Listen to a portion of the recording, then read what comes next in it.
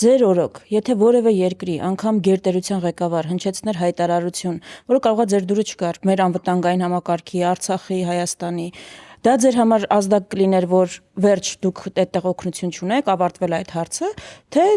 որ պետքա բացատրել, պետքա ԱԳՆ-ին, եթե պետքա հայտարարություն անել, եթե պետքա հակադարձել։ Ես գալիս եմ այն դրվագին, որ այդ ինքնիշխանության դրսևորում է, որ ասում են օրինակ, չգիտեմ, Ռուսաստանի նախագահը կլինի ԱՄՆ-ի այս հարցով այսինչ դիրքորոշումն է ասել, այդ դրա համար էլ մենք գնացել ենք այդ նույնը ասել ենք։ Եթե ձեր մոտ լիներ այս դրվագ, ո՞նց պիտի վարվի Հայաստանի ղեկավարը։ Ասենք գերտերության ղեկավարը անում է հայտարարություն, որը մեզ դուր չի գալիս։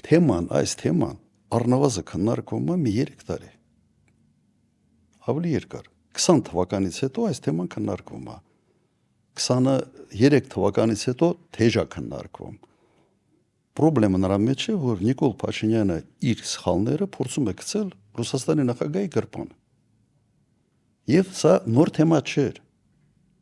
անընդհատ սա շարունակվում է եւ եթե ինքն էլ դա չի ասում ապա խորհրդարանի նախագահան այլ պաշտոնյաները անընդհատ այդ թեման քննարկում են մեկ պատճառով ներսում մեր ժողովրդի համոզել որ իրենք չեն մեղավորը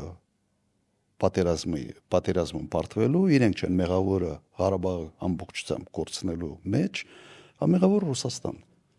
մենք սա տեսնում ենք չէ ինչ կա չկա ինչ խնդիրներ են իրենք ունեն մեղավորները ուրիշ են հիմա մեղքը գցում են Ռուսաստանի վրա երբ մտածելով որ ռուսները դա չեն հետևում ռուսները դրա մասին չգիտեն, ես չգիտեմ ոնց։ Դու եթե ներքին սպառման համար թեմաներ ես քննարկում եւ այդ թեման ուղղակի կպնում է այլ երկրի հատկապես գերպետության շահերին, դու պետք է մտածես, որ մենակ քո ընտրազանգվածը չի քեզ լսում։ Քեզ լսում են նաեւ ուրիշները։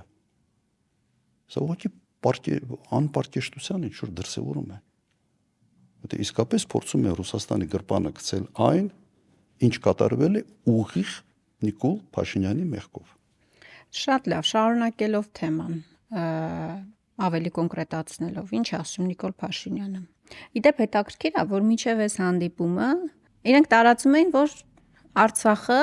նախկիններն են հանձնել, չէ՞։ Դա հիմնական քարոզչական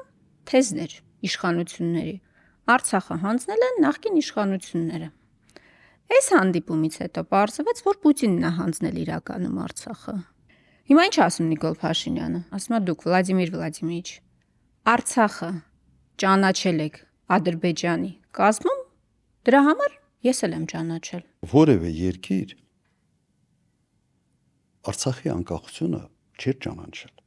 Արցախը ինքնորոշման ճանապարհին էր։ Իրեն համար ինքնորոշված, Հայաստանի համար ինքնորոշված, բայց այդ ինքնորոշումը ճանաչելու ճանապարհին են գտնվում։ Եվ բոլոր երկրներում այդ ճանապարհը երկար է։ Կարող է տասնյակ տարիներ սա տևի։ Եվ ինչ է նշանակում դու ճանաչել ես Ռուսաստանը եւ Ֆրանսիան եւ Միացյալ Նահանգները կասկածի տակ չէին դնում Ադրբեջանի տարածքային ամբողջականությունը։ Ոչի միշտ խնդիրը հետեւյալի մեջ է, դու ճանաչում ես տարածքային ամբողջականությունը, բայց իրենք Մինսկի խմբի համանախագահ լինելով եւ մադրիդյան սկզբունքները ընդունելով իրենք ճանաչում էին Ղարաբաղի, Արցախի ժողովրդի ինքնորոշման իրավունքը։ Ըստ էության սա այս process-ի մեջ էր։ Եվ ասել որ դու ճանաչել ես դրա համար ես եմ ճանաչել։ Հետաքրքիր ինքնիշխանություն է, հա։ Դա ինքնիշխանություն։ Հետաքրքիր չէ։ Սա լրի աբսուրդային վիճակ է։ Այդ աբսուրդային վիճակը ասենց հերթական կրուտիտների ճանապարհով սեփական մեղքերը ինչ որ ուրիշների գրպանը գցելն է։ Ուրիշ բան չկա։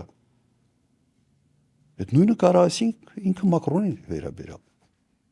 Մակրոնը չի ճանաչել կամ Ֆրանսիան չէր ճանաչում Ադրբեջանի անկախություն։ Ոնց չէր ճանաչում։ Տարածքային ամբողջականություն։ Հա, տարածքային ամբողջականությունը ճանաչում էր։ Մոդելը հետևյալն էր։ Բոլոր այդ երկրները ճանաչում էին Ադրբեջանի տարածքային ամբողջականությունը, բայց բոլոր այդ երկրները ճանաչում էին Ղարաբաղի ժողովրդի ինքնորոշման իրավունքը, եւ եթե դու կարդում ես մադրիդյան սկզբունքները, դա հենց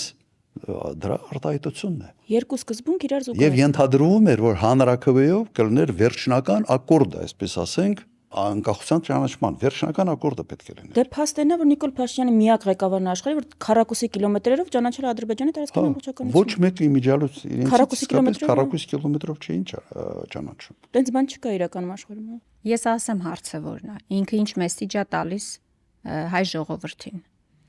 Հայ ժողովրդի համար Արցախյան հարցում ունեցած դերակատարության առումով ամերիկացիները եւ ֆրանսիացիները նույնը չեն ինչ ռուսները։ Ինքը ինչա փորձում դրանով, ինչ ուղերձա փորձում հասարակության ուղղել։ Ինքը ասում է, ռուսները մեզ գցեցին, ծախեցին, մեզնից ձեռ քաշեցին։ Մենակ մնացինք, Ես մենակ մնացի, ես մենակով փոքր Հայաստանի Հանրապետություն ինչ պետք է աներ, ու ստիպված այդ իրավիճակում ճանաչել եմ Ադրբեջանի տարածքային ամբողջականությունը, հիմա էլ փորձում եմ Ադրբեջանի ու Թուրքիայի հետ ուղիղ հարաբերություններով կարգավորել իրավիճակը։ Ինքը այդ մեսիջն է տալիս հասարակությանը։ Ինքը շատ լավ հասկանում է ինչ է արել։ Ագնեսա, ինձ չի հետաքրքրում ինքը ինչ մեսիջ է տալիս։ Որովհետեւ այդ մեսիջը, որ ինքը տալիս է, ուղղակի абսուրդի ժանրից է։ Ռուսաստանի միջնորդությամբ պատերազմը կանգնեցվել է։ Ռուսաստանը առանց ՄԱԿ-ի որոշման, առանց անվտանգության խորհրդի ՄԱԿ-ի ինչ որ ռեզոլյուցիայի Իլհամ Ալիևին համոզել է եւ զորք է տեղադրել խաղապահ, զորք է տեղադրել Ղարաբաղում։ Կարգավիճակը թողնելով ապագային։ Կարգավիճակ այո թողնելով ապագային։ Դրանից ավել, ել դու ինչ մենակ ես։ Դու պատերազմում պարտվում ես, խնդիրների մեջ խրված։ Քեզ մեկ անգամ հոկտեմբերի 18-ին թե 19-ին առաջարկել են խաղացում, դու ինքդ մերժել ես, ասել ես կռվելու ենք։ Դրանից հետո խայտարակ պարտվելու այսպես վերջնակետ ունենալու համար Ռուսաստանը միջամտել է, համոզել է, ճնշում է գործադրել անկասկած Ադրբեջանի վրա, տեղադրել է խաղապահ ուժեր։ Դու կարող ես ասել ես մենակ եմ, ինձ մենակ են թողել։ Դու ընդհանրապես դա պետք է գնահատեիր եւ աներ ամեն ինչ, որ այդ նոյեմբերի 9-ի Ստատուս քվոն պահպանվեր։ հայտարարության ստատուս քվո պահվեր։ Պետք է աներ ամեն ինչ։ Ինքը արել է ամեն ինչ, որ այդ ստատուս քվոն խախտվի։ Ու իդեպ այդ հայտարարությունը ոչ մի խորհրդարաններով հաստատված չէր։ Կրկնեմ, ՄԱԿ-ի ռեզոլյուցիայով ամրագրված չէր։ Ամբողջությամբ այդ հայտարարությունը Ռուսաստանի նախագահի կամքի դրսևորումն էր Ղարաբաղը փրկելու համար։ Եվ ինքը գնաց եւ քանդեց այդ կոնստրուկցիան։ Հետո ասում է խաղապահ ուժերն այնտեղ բահեին։ Խաղապահ ուժերը այդ մանդատը չունեին։ Ունեին այնքան ժամանակ, ինչքան, այսպես ասենք, Հայաստանն էլ կողմեր այդ process-ի։ Հիմա երրակողմ հայտարարությունից ըստ էության Հայաստանը դուրս է եկել, ճանաչելով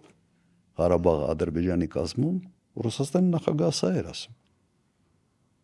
Ու Ղարաբաղի հարցը դառել է ներքին հարց։ Անցած անգամ մենք խոսացել ենք։ Եվ ավտոմատ Ղարաբաղի զինված ուժերը դառել են ահաբեկչական, ոչ օրինական, այսպես ասենք, զինված ուժեր, եւ Ղարաբաղը դառել է սեպարատիստական շարժում, այլ ոչ թե ինքնորոշվող ժողովուրդ, Ղարաբաղի ժողովուրդ։ Հիմա սա այդ կոնստրուկցիան սա է, մենք սա նաև այստեղ մենք քննարկել ենք։